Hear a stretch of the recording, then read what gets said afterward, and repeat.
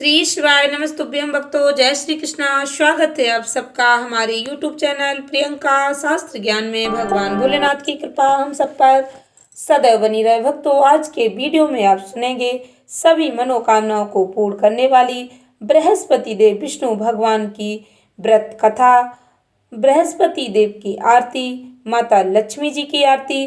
Video में आगे बढ़ने से पहले कमेंट बॉक्स में हर हर महादेव जय श्री कृष्णा अवश्य लिखें। चैनल पर पहली बार विजिट हुए, पहली बार मेरी आवाज सुन रहे हैं तो चैनल को सब्सक्राइब करके बेल आइकन अवश्य दबाएं। इससे हमारे वीडियो के नोटिफिकेशन सबसे पहले आप तक पहुंचे, क्योंकि इस तरह के वीडियो हम आपके लिए बनाते रहते हैं। अर्थ श्री बृहस्पतिवार व्रत कथा प्रेम से श्रवण करें भक्तों। लक्ष्मी नारायण भगवान की जय। भारतवर्ष में एक प्रतापी और दानी राजा राज करता था। वह नित्य गरीबों और ब्राह्मणों की सहायता करता था। यह बात उसकी रानी को बिल्कुल अच्छी नहीं लगती। वह ना ही गरीबों को दान देती, ना ही भगवान का पूजन करती, और राजा को भी दान देने से मना किया करती। एक दिन राजा शिकार खेलने वन को गए हुए थे, तो रानी महल में अकेली थी। उसी समय बृहस्पति देव साधु वेश में राजा के महल में भिक्षा मांगने के लिए आए और भिक्षा मांगी। रानी ने भिक्षा देने से इनकार किया। कहा, हे साधु महाराज, मैं तो इस दान और पुण्य से तंग आ गई हूँ। मेरा पति सारा धन लुटाते रहते। मेरी ऐसी इच्छा है कि हमारा समस्त धन नष्ट हो जाए, फिर न रहेगा बांस, न बजेगी बांसुरी। साधु ने कहा, देवी तुम तो बड़ी विचित्र हो। धन संतान तो सभी चाहते, पुत्र और लक्ष्मी तो पापी के घर भी होने चाहिए। यदि तुम्हारे पास अधिक धन है तो भूखों को भोजन दो, प्यासों के लिए प्याऊ बनवाओ, मुसाफिरों के लिए धर्मशालाएं खुलवाओ, जो निर्धन अपनी कुंवारी कन्या का विवाह नहीं करा सकते उनका ब्याह करा दो। ऐसे और भी कई काम है जिनको करने से तुम्हारा यश लोक और परलोक में फैलेगा। परंतु रानी पर उपदेश का कोई प्रभाव न पड़ा। वह बोली, महाराज आप मुझे कुछ भी न समझाएं। मैं ऐसा धन नहीं चाहती जो हर जगह बांटती फिरूं। साधु ने उत्तर दिया, यदि तुम्हारी ऐसी इच्छा है तो तथास्तु। तुम ऐसा करना कि बृहस्पतिवार को घर लीप कर पीली मिट्टी से अपना सिर धोकर स्नान करना, भट्टी चढ़ाकर कपड़े धोना। ऐसा करने से तुम्हारा सारा धन नष्ट हो जाएगा। इतना कहकर साधु महाराज वहां से अंतर ध्यान हो गए। साधु के अनुसार कई बातों को पूरा करते रानी को केवल 3 बृहस्पतिवार ही बीते थे कि उसकी समस्त धन संपत्ति नष्ट हो गई। भोजन के लिए राजा का परिवार तरसने लगा। तब एक दिन राजा ने रानी से कहा, हे रानी तुम यहीं रहो, मैं दूसरे देश को जाता हूँ, क्योंकि यहाँ पर तो सभी लोग मुझे जानते, इसलिए मैं कोई छोटा कार्य नहीं कर सकता।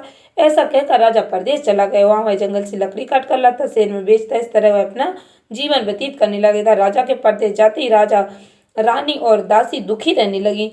एक बार जब रानी और दासी को 7 दिन तक बिना भोजन के रहना पड़ा, तो रानी ने अपनी दासी से कहा, हे दासी, पासी के नगर में मेरी बहन रहती है और बड़ी धनवान है, तो उसके पास जा और कुछ ले आ, ताकि थोड़ी बहुत गुजर बसर हो जाए। दासी रानी की बहन के पास गई। उस दिन गुरुवार था और रानी की बहन ने उस समय बृहस्पतिवार व्रत की कथा सुन रही थी। दासी ने रानी की बहन को अपनी रानी का संदेश दिया, लेकिन रानी की बड़ी बहन ने कोई उत्तर नहीं दिया। जब दासी को रानी की बहन से कोई उत्तर नहीं मिला तो वह बड़ी दुखी हुई और क्रोध भी आया उसे। दासी ने वापस आकर रानी को सारी बात बता दी। सुनकर रानी ने अपने भाग्य को कोसा। उधर रानी की बहन ने सोचा कि मेरी बहन की दासी आई थी, परंतु उससे नहीं बोली, इसलिए बहुत दुखी हुई होगी। कथा सुनकर पूजा समाप्त करके अपनी बहन के घर आई और कहने लगी, बहन, मैं बृहस्पतिवार का व्रत कर रही थी। तुम्हारी दासी मेरे घर आई थी, परंतु जब तक कथा होती तब तक ना उठते ना ही बोलते, इसलिए मैं नहीं बोली। कहो दासी क्यों गई थी?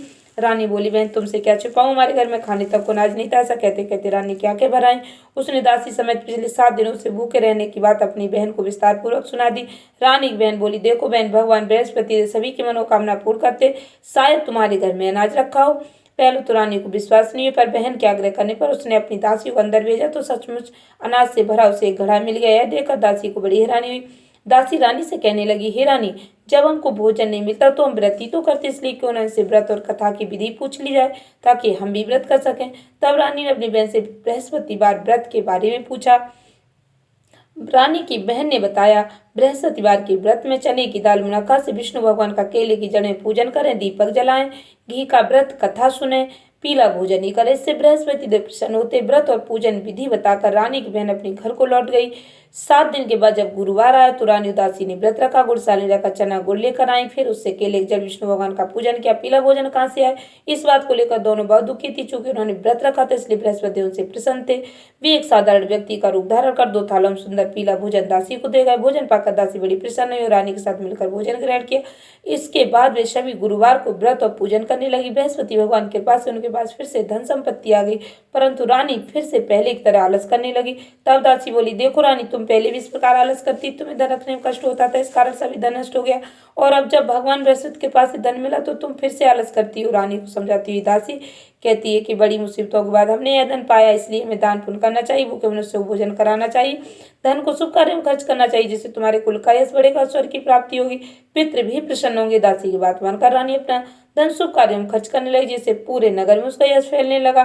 भक्तों, बृहस्पतिवार व्रत कथा के बाद श्रद्धा के साथ आरती करनी चाहिए, इसके बाद प्रसाद बांटकर उसे ग्रहण करना चाहिए, तभी बृहस्पतिवार व्रत का पूर्ण फल प्राप्त होता है। एक दिन राजा दुखी होकर जंगल में एक पेड़ के नीचे आसन जमाकर बैठ गया।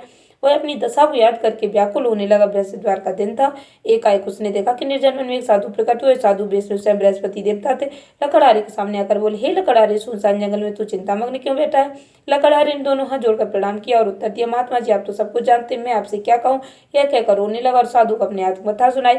महात्मा जी ने कहा, तुम्हारी स्त्री ने बृहस्पति के दिन बृहस्पति भगवान का निरादर किया, जिसके कारण रुष्ट होकर उन्होंने तुम्हारी यह दशा कर दी। अब तुम चिंता को दूर करके मेरे कहने पर चलो, तुम्हारे सब कष्ट दूर हो जाएंगे, भगवान पहले से भी अधिक संपत्ति देंगे। तुम बृहस्पति के दिन कथा क्या करो, 2 पैसे के चने मुनक्का लाकर उसका प्रसाद बनाओ और शुद्ध जल से लोटे में शक्कर मिलाकर अमृत तैयार करो। कथा के बाद अपने सारे परिवार और सुनने वाले प्रेमियों में अमृत और प्रसाद बांटकर आप स्वयं भी ग्रहण करो। ऐसा करने से भगवान तुम्हारी सभी मनोकामनाएं पूर्ण करेंगे। साधु के ऐसे वचन सुनकर लकड़हारा बोला, हे प्रभु, मुझे लकड़ी बेचकर इतना पैसा नहीं मिलता जिससे भोजन के बाद कुछ बचा सकूं। मैंने रात में अपनी स्त्री को व्याकुल देखा, मेरे पास कुछ भी नहीं जिससे मैं उसकी खबर मंगा सकूं। साधु ने कहा, हे लकड़हारे, तुम किसी बात की चिंता मत करो। बृहस्पति के दिन तुम रोजाना की तरह लकड़ियां लेकर शहर को जाओ। तुमको रोज दुगना धन प्राप्त होगा, जिससे तुम भली भांति भोजन कर लोगे। बृहस्पति देव की पूजा का सामान भी आ जाएगा। इतना कहकर साधु अंतर ध्यान हो गए। धीरे धीरे समय व्यतीत होने पर फिर बृहस्पतिवार का दिन आया। लकड़हारा जंगल से लकड़ी काटकर किसी शहर में बेचने गया। उसे उस दिन और दिन से अधिक पैसा मिला। राजा ने चना गुड़ा दिलाकर गुरुवार का व्रत किया। उस दिन से उसके सभी कलेश दूर हुए, परंतु जब दोबारा गुरुवार का दिन आया तो बृहस्पतिवार का व्रत करना भूल गया। इस कारण बृहस्पति भगवान नाराज हो गए। उस दिन उस नगर के राजा ने विशाल यज्ञ का आयोजन किया। शहर में यह घोषणा करा दी, कोई मनुष्य अपने घर में भोजन न बनाए, न आग जलाए। समस्त जनता मेरे यहाँ भोजन करने आए। इस आज्ञा को जो न मानेगा उसे फांसी की सजा दी जाएगी। इस तरह की घोषणा संपूर्ण नगर में करवा दी गई। राजा के अनुसार शहर के सभी लोग भोजन करने गए, लेकिन लकड़हारा कुछ देर से पहुंचे, इसलिए राजा उसको अपने साथ घर ले वाले गए और ले जाकर भोजन करा रहे थे। तो रानी की दृष्टि उस खूंटी पर पड़ी जिस पर उसका हाथ लटका हुआ था।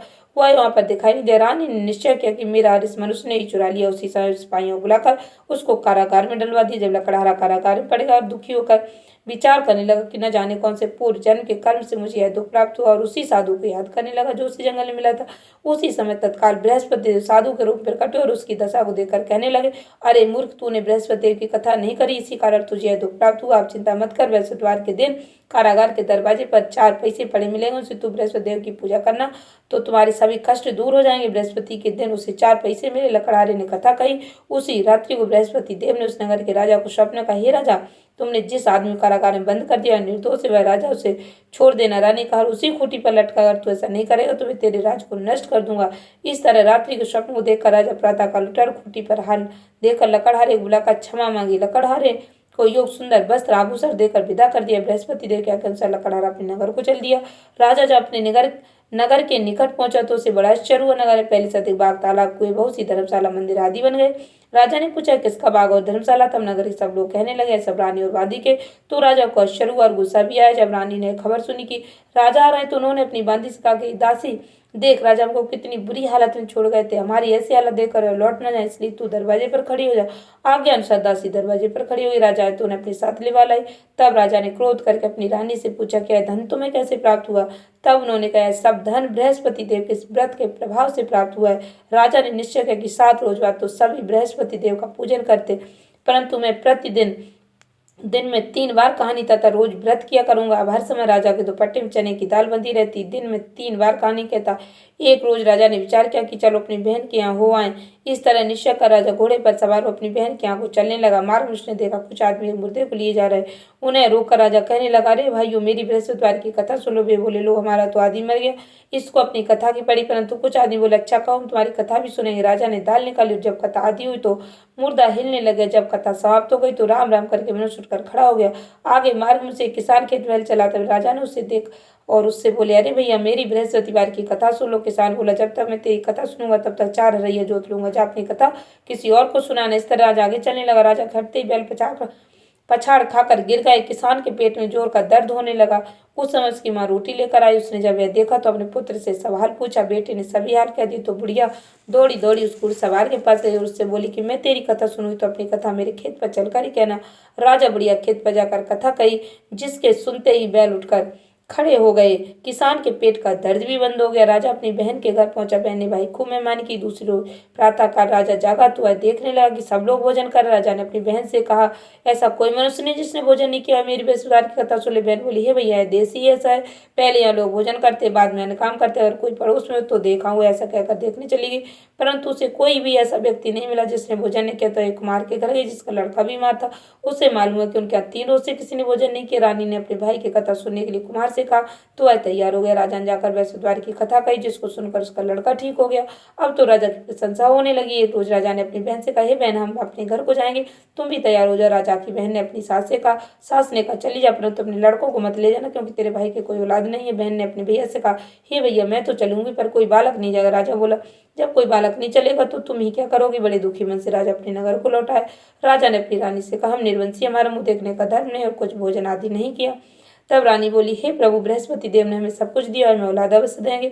उसी रात्रि को बृहस्पति देव राजा से स्वप्न का, हे राजा उठ, सभी सोच त्याग दे, तेरी रानी गर्भ से। राजा की यह बात सुनकर बड़ी खुशी हुई। 90 महीने में उसके गर्भ से एक सुंदर पुत्र पैदा हुआ।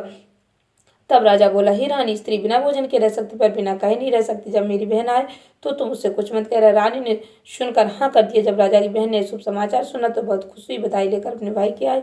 तभी रानी ने कहा, घोड़ा चढ़कर तो नहीं आई, गधा चढ़ी आई। राजा की बहन बोली, भाभी मैं इस प्रकार ना कहती तो तुम्हें औलाद कैसे मिलती। बृहस्पति देव ऐसे ही हैं, जिसके मन में जो कामनाएं होती हैं उन्हें सभी को पूर्ण करते। जो सद्भावना पूर्वक बृहस्पतिवार का व्रत करता है, कथा पढ़ता है, सुनता है, दूसरों को सुनाता है, बृहस्पति देव उसकी सभी मनोकामना पूर्ण करते। बृहस्पति देव सदैव उनकी रक्षा करते। संसार में जो मनुष्य सद्भावना से भगवान जी का पूजन व्रत सच्चे हृदय से करते तो उनकी सभी मनोकामनाएं पूर्ण करते हैं। जैसी सच्ची भावना से रानी राजा ने बृहस्पति देव की कथा का गुणगान किया तो उनकी सभी इच्छा बृहस्पति देव जी ने पूर्ण की। इसलिए पूर्ण कथा सुनने के बाद प्रसाद लेकर जाना चाहिए। हृदय से मनन करते हुए जयकारा बोलना चाहिए। बोलो बृहस्पति देव विष्णु भगवान की जय। आरती करनी चाहिए। बृहस्पति देव की कथा, प्राचीन काल में ब्राह्मण रहता था, वह बहुत निर्धन था, उसको कोई संतान नहीं थी। उसकी स्त्री बहुत मलिनता के साथ रहती थी, स्नान न करती, किसी देवता का पूजन न करती। इससे ब्राह्मण देवता बड़े दुखी थे। बेचारे बहुत कुछ कहते किंतु उसका कुछ परिणाम नहीं निकला। भगवान की कृपा से ब्राह्मण की स्त्री के कन्या रूपी रत्न पैदा हुआ। कन्या बड़ी होने पर प्रातः स्नान करके विष्णु भगवान का जाप बृहस्पति बार का व्रत करने लगे। अपने पूजन पाठ को समाप्त करके विद्यालय जाती तो अपनी मुट्ठी में जो भर के ले जाती, पाठशाला के मार्ग में डालती जाता। वे जो सड़कें हो जाती, लौटते समय उनको बीन कर घर ले आती थी। एक दिन वह बालिका सूप में उस सोने के जौ को फटक कर साफ कर रही थी कि उसके पिता ने देख लिया और कहा, हे बेटी, सोने के जौ के लिए सोने का सूप होना चाहिए। दूसरे दिन बृहस्पतिवार था। इस कन्या ने व्रत रखा। बृहस्पति देव से प्रार्थना कर कहा, मैंने आपके पूजन सच्चे मन से की हो तो मेरे लिए सोने का सूप दे दो। बृहस्पति देव ने उसकी प्रार्थना स्वीकार कर ली। रोजाना की तरह कन्या जौ फैलाती जाने लगी। जब लौटकर जौ बीन रही थी तो बृहस्पति के पास से सोने का सूप मिला। उस वह घर ले आई और उसमें जौ साफ करने लगी, परंतु उसकी माँ का तो वही ढंग रहा। एक दिन की बात है कि कन्या सोने के सूप में जौ साफ कर रही थी। उस समय शहर का राजपुत्र वहां से होकर निकला। इस कन्या के रूप और कार्य को देखकर मोहित हो गया। अपने घर आकर भोजन जल त्याग कर उदास होकर लेट गया। राजा को इस बात का पता लगा तो अपने प्रधानमंत्री के साथ उसके पास गए और बोले, हे बेटा, तुम्हें किस बात का कष्ट है। किसी ने अपमान किया तो और कारण का मैं वही कार्य करूंगा जिससे तुम प्रसन्नता हो। अपने पिता के राजकुमार ने बातें सुनी तब बोला, मुझे आपके पास किसी बात का दुख नहीं, किसी ने मेरा अपमान नहीं किया, परंतु मैं उस लड़की से विवाह करना चाहता हूँ जो सोने के सूप में जो साफ कर रही थी। सुनकर राजा आश्चर्य में पड़ा और बोला, हे बेटा, इस तरह कन्या का पता तुम ही लगाओ, मैं उसके साथ तेरा विवाह करवा दूंगा। राजकुमार ने उस लड़की के घर का पता बतलाया। तब मंत्री उस लड़की घर गए और ब्राह्मण देवता को सभी हाल बतलाया। ब्राह्मण देवता राजकुमार के साथ अपनी कन्या विवाह करने के लिए तैयार हो गए। विधि विधान के अनुसार ब्राह्मण कन्या विवाह राजकुमार के साथ हो गए। कन्या के घर से जाते ही पहले की भांति उस ब्राह्मण देवता घर में गरीबी का निवास हो गया। भोजन के लिए अन्न बड़ी मुश्किल से मिलता था। एक दिन दुखी होकर ब्राह्मण देवता अपनी पुत्री के पास गए। बेटी ने पिता की दुखी अवस्था को देखकर अपनी माँ का हाल पूछा। तब ब्राह्मण ने सभी हाल का कन्या बहुत सदन देकर पिता को विदा कर दिया। इस तरह ब्राह्मण को समय सुख पूरा व्यतीत हुआ। कुछ दिन बाद फिर वही हाल हो गया। ब्राह्मण फिर अपनी कन्या के यहाँ गए और सारा हाल का तो लड़की बोली, हे पिताजी, आप माता जी को मेरे पास ले वाला, मैं उसे विधि बता दूँ जिससे गरीबी दूर हो जाए। वह ब्राह्मण देवता अपनी स्त्री को साथ लेकर पहुंचे तो अब पुत्री अपनी माँ को समझाने लगी, हे माँ, तुम प्रातःकाल पिता में स्नान आदि करके विष्णु भगवान का पूजन करो, सब दरिद्रता दूर हो जाएगी। परंतु उसकी माँ ने एक भी बात नहीं मानी। और प्रातःकाल उठकर अपनी पुत्री के बच्चे को जूठन खा लिया। इससे उसकी पुत्री को बहुत गुस्सा आया और एक रात को कोठरी से भी सामान निकाल दिया और अपनी माँ को सीम बंद कर दिया। प्रातःकाल उसे निकाला, स्नान आदि करा के पाठ करा तो उसकी माँ की बुद्धि ठीक हो गई और प्रत्येक बृहस्पतिवार को व्रत रखने लगी। इस व्रत के प्रभाव से उसके माँ बाप बहुत धनवान और पुत्रवान हो गए। बृहस्पति जी के प्रभाव से इस लोक के शुभ होकर स्वर्ग को प्राप्त हुए। सभी प्रेम से बोलो विष्णु भगवान की जय, बृहस्पति देव लक्ष्मी नारायण की जय। बृहस्पति देव की आरती पूर्ण श्रद्धा भक्ति के साथ श्रवण करें भक्तों। ओम जय बृहस्पति देवा, स्वामी जय बृहस्पति देवा, छिने छिने भोगे लगाऊं कदली फल मेवा। ओम जय बृहस्पति देवा, तुम्हें पूर्ण परमात्मा, तुम्हें अंतर्यामी स्वामी, तुम्हें अंतर्यामी, जगत पिता जगदीश्वर, तुम सबके स्वामी। ओम जय बृहस्पति देवा, चरणामृत निज निर्मल, सब पातके हरता स्वामी, सब पातके हरता, सकल मनोरथदायक कृपा करो भरता। ओम जय बृहस्पति देवा, तन मन धन अर्पण कर, जो जन शरण पड़े प्रभु, जो जन शरण पड़े प्रभु, प्रकट तब हो करे आ करे द्वार खड़े। ओम जय बृहस्पति देवा, दीन दयाल दयानिधि, भक्तन हितकारी स्वामी, भक्तन हितकारी, पाप दोष सब हरता भवबंधन हारी। ओम जय बृहस्पति देवा, सकल मनोरथदायक, सब संशय हारो स्वामी, सब संशय हारो, विषय विकार मिटाओ संतन सुखकारी। ओम जय बृहस्पति देवा, जो कोई आरती बृहस्पति देव की प्रेम सहित गावे स्वामी, प्रेम सहित गावे, ज्येष्ठानंद आनंद कर सो निश्चय फल पावे। ओम जय बृहस्पति देवा, स्वामी जय बृहस्पति देवा, बृहस्पति देव विष्णु भगवान की जय।